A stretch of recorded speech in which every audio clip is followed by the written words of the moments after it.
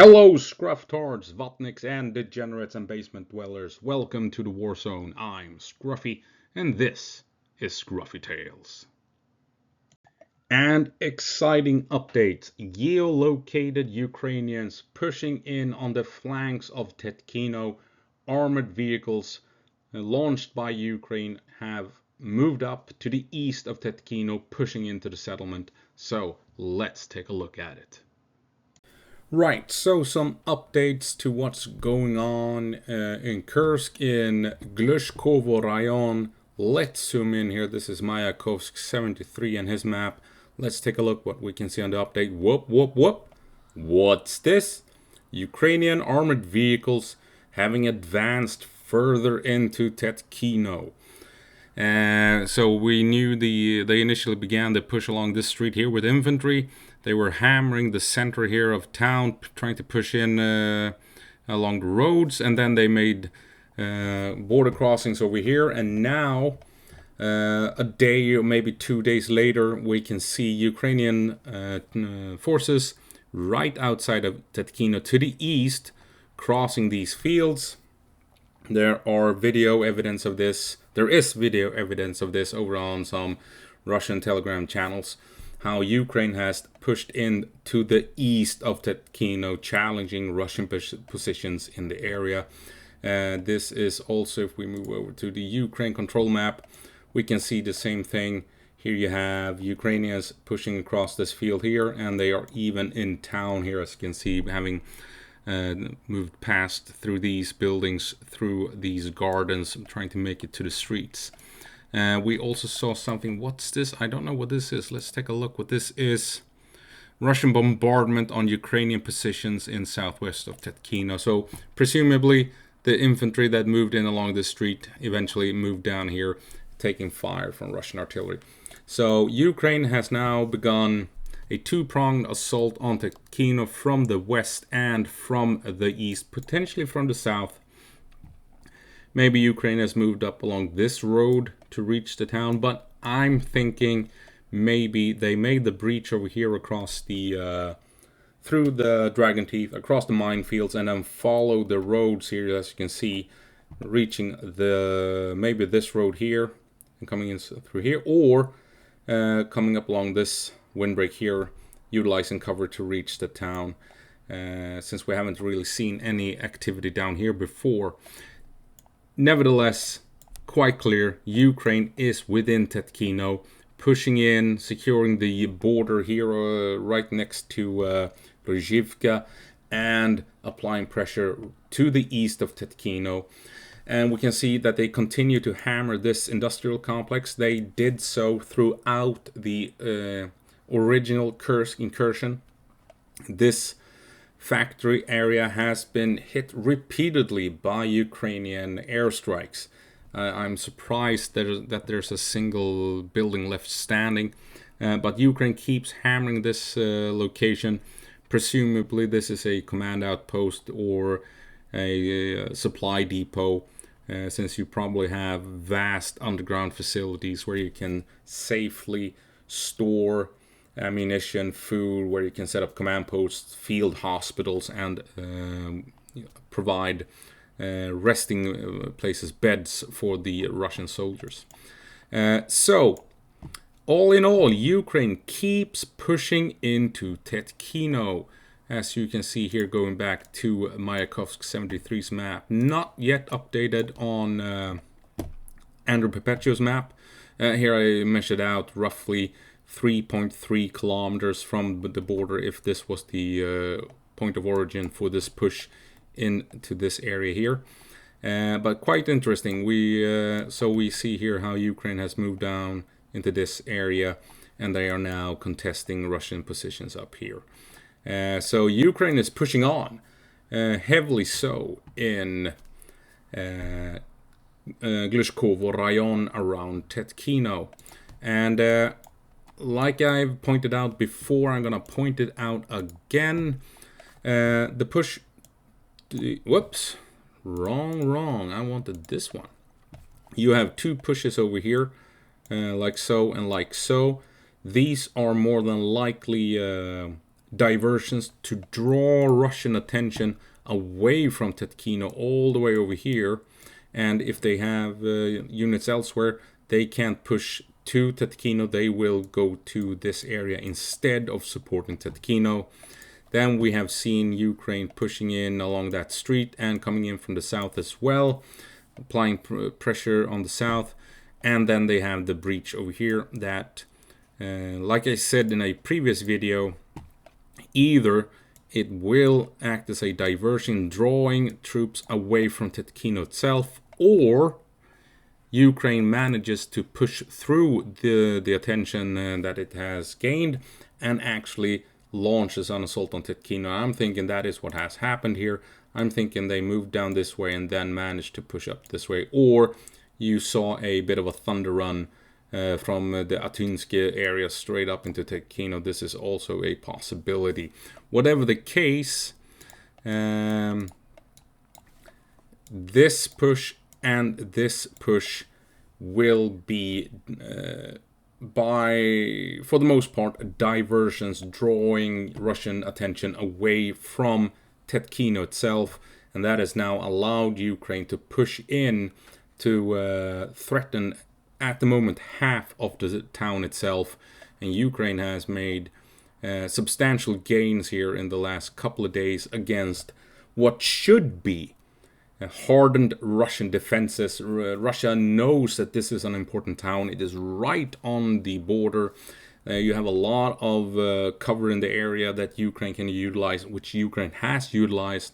Russia must have known that this was a prime target for a raid, and the fact that Ukraine is able to push as heavily as they are is impressive, to say the least. This should be a really tough objective for the Ukrainians. We'll see how they manage in the long run. This is far from over. Will Russia be able to push in with reinforcements and force Ukraine out? Or can Ukraine secure Tetkino like they secured Demidovka, for instance, over in Belgorod? We will just have to wait and see. And if you're wondering why all of this matters, if you're a Vatnik that does not comprehend why Ukraine needs to fight up here in Kursk, I actually made a video earlier today how Ukraine might win the war in Kursk. It's a bit of an armchair general video. Absolutely, I'm fully aware, but you know, I might raise a few potential interesting points in that video. So click that video and take a look. You might be surprised.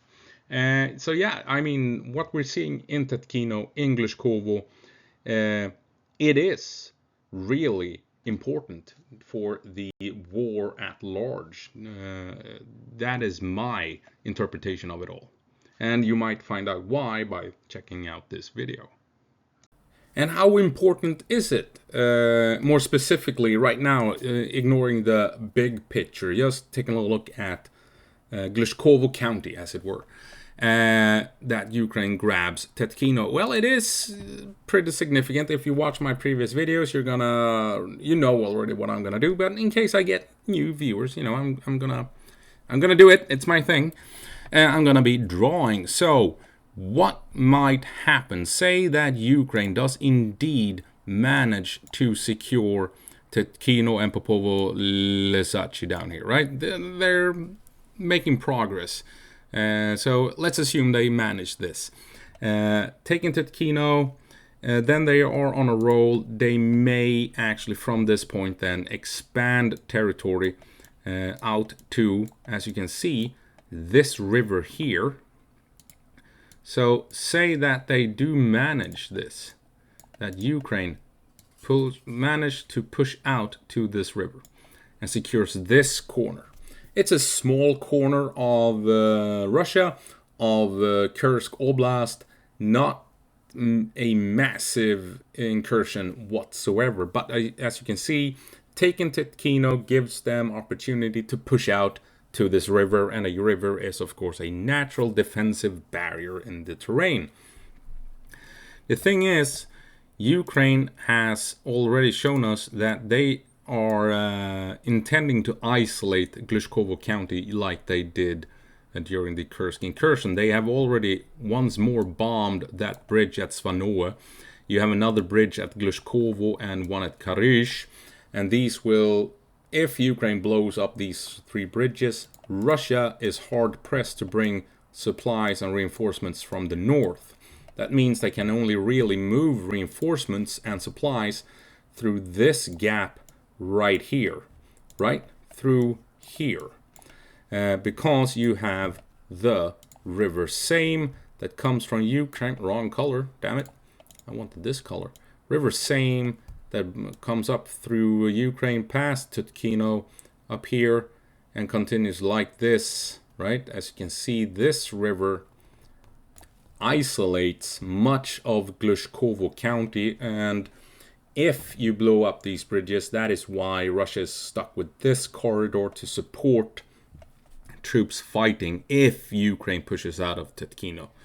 If you have this corridor, it makes it easy for Ukraine to direct artillery and drones at this corridor to hunt down reinforcements as they're pushing in along the various roads, right? So you can slow down the Russian supplies and the Russian reinforcements moving into this area. If you pull this off, blow up these bridges and strike Russians in this corridor, then from this position you can obviously push out further. All of a sudden, Ukraine can make moves against Alexivka and towards Karish, maybe towards Sukhinovka, and since they already have begun making pushes here south of Veseloye, where they initially pushed into Glushkovo last year, why not push here in earnest towards Veseloye once more, this time supported by troops from the west. So instead of doing that big incursion where they wanted 3 counties in Kursk Oblast, they wanted Sudzha County, Koronevo County, and Glushkovo County, this could be the beginning of a smaller incursion where you only try and focus on grabbing Glushkovo Rayon, Glushkovo County, right? If this is the case, who knows? But this location is, it favors a smaller incursion where you try and grab the county, the Rayon, piecemeal, Tetkino, then out to the river, then out to Alexivka, Karish, Sukhinovka, Veseloye, right? Piece by piece, by isolating the county, the Rayon, by blowing the bridges, and by aiming drones and artillery and airstrikes at this corridor. And then, chipping away at the Russian defenses, trying to push in. So, smaller scale, more systematic in the approach, compared to the big blitzkrieg maneuver warfare that we saw initially during the Kursk incursion. I'm thinking this is still in the cards, I would say. Probably still leaning towards a raid and taking Tetkino like we saw in Belgorod with Demidovka. But it has potential. This has the potential of evolving from a raid to an incursion, and I think that might also be part of the plan. Ukraine has the option. Push in, grab Tetkino. If we can't do anything else, well, hold and then pull until we get pushed out. Or, if opportunity presents itself, why not push out to the river? And if you get this far, why not push out further, right? So Ukraine has options, and I think this is a fluid battle plan where they simply adapt to the situation at hand. And yes, that's all I have for you. Very interesting. Ukraine is pushing hard into Tetkino. Nothing is said and done of. Obviously, Russia may still push Ukraine out. We may see an update tomorrow, maybe even later tonight, indicating that Ukraine has been kicked out. That is obviously very much a possibility. But at the moment, it does appear as if Ukraine is advancing and taking the Russians by surprise in and around Tetkino, outflanking them with multiple attack vectors. Very interesting. As always, go på marsch, Ukraine, and give them hell.